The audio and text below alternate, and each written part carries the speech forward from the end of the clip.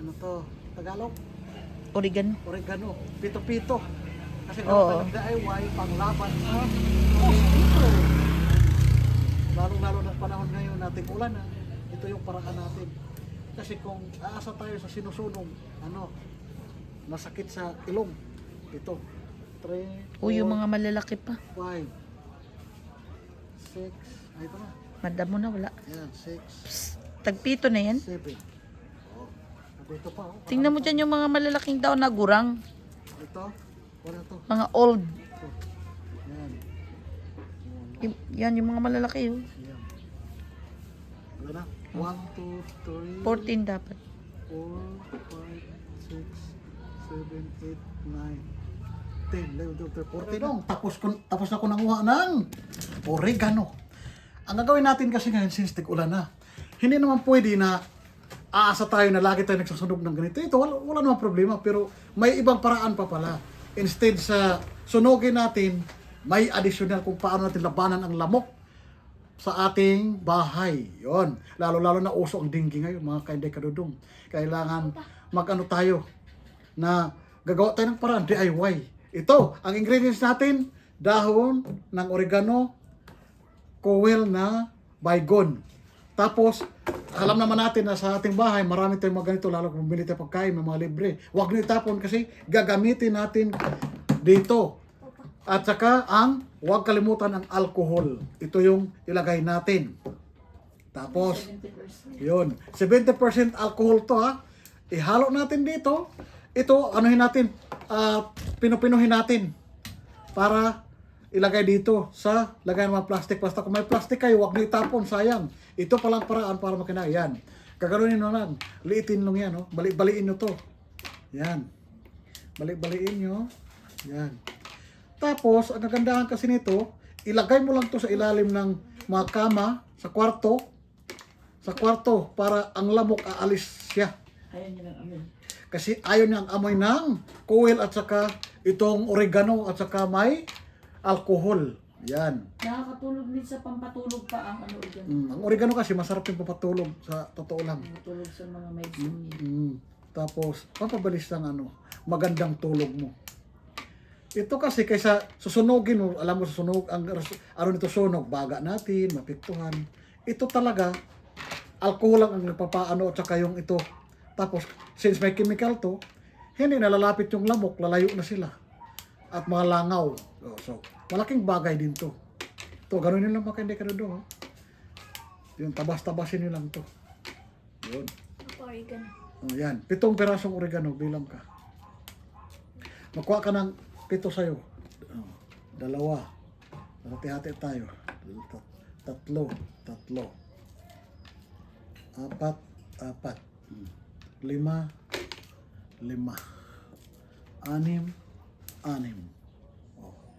7. 7. dahon daw. Ayun. Sundin lang natin yung mga instruction. Yan na, oh. Tapos, anuhin mo pa yung oregano. Tatabasin mo rin. Ilagay sa lagayan. Yan, di ba? Diba kayo hindi ka doon. Easy lang siya. Pero effective to. Para tanggal ang lamok. Kaysa mag-spray-spray ka pa. Di ba may mga baygon tayo spray? Saglit lang naman yun. Maya-maya andyan yung lamok. Ito, pag ilagay mo, hindi na babalik ang lamok kasi naamoyan na. Mabaho sa kanila. Kaya alis na sila. Di kagaya sa spray, pag mawala ng amoy, babalik at babalik sila. Ito steady. 1 week daw yan. Oh, 1 linggo ito. Saka mo, maggawa ka uli.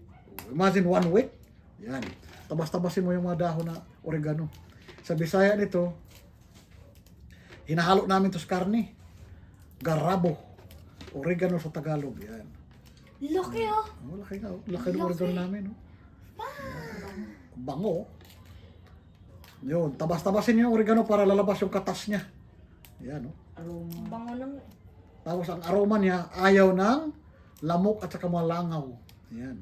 Ito isa, ilagay ko sa kwarto. Ang isa, ilagay namin dito sa sala. Yan, no, di ba? Laki ng mga dahon, no? Taba. Kaya mga kaindi ka doon, since tig-ulan, nagawa na tayo ng paraan, hindi puro spray at saka hindi puro magsindi tayo ng coil ng itong mosquito. Ito, magandang paraan ito. Healthy na. Healthy tips to pa. Hindi na ano sa baga ang anak ko. Palagyan ko na, punuin ko. Saglit lang, hindi pupunuin. Ano lang yan, basta lang siya mabasa. Saglit lang. O, saglit lang muna, kasi sabay-sabay na tayo. O, sabay-sabay na tayo. Ganito na. Yan. Papa, isang ganito na lang. Saglit lang, huwag ka mamadali. Kasi meron pa tayo dito. O, yan. Gusto mo na pa. Sundin lang natin, 7 dahon ng oregano, 1 coil ng mosquito na baygon, katol. Yan, tapos alcohol. O, matumba, huwag ramihan masyado, basta lang mabasa siya. Yan. Yan. O, di ba? Lalabas ang aroma nito. Papa, O, yan. may na to. Oo, buhos ko na dyan. Yan, di ba? Ang bango ng ano, aroma ng ano. O, di ba? Oo nga. Oo nga. Isa pa? Isa pa. May mabasa lang siya. Yan. Yan, mga kaiday kadudog. Parang naglalaro ka lang pero effective pala ito na DIY para pangtaboy sa lamok Isa pa pa? langaw. O, isa pa. Dalawang ano na to. Pangatlo na yan, tama na yan. Yan. Yan, no? O, di ba mga kaiday kadudog? Ang ano natin, mabilis lang ito gagawin. Tsaka healthy pa ito. O, tama na yan.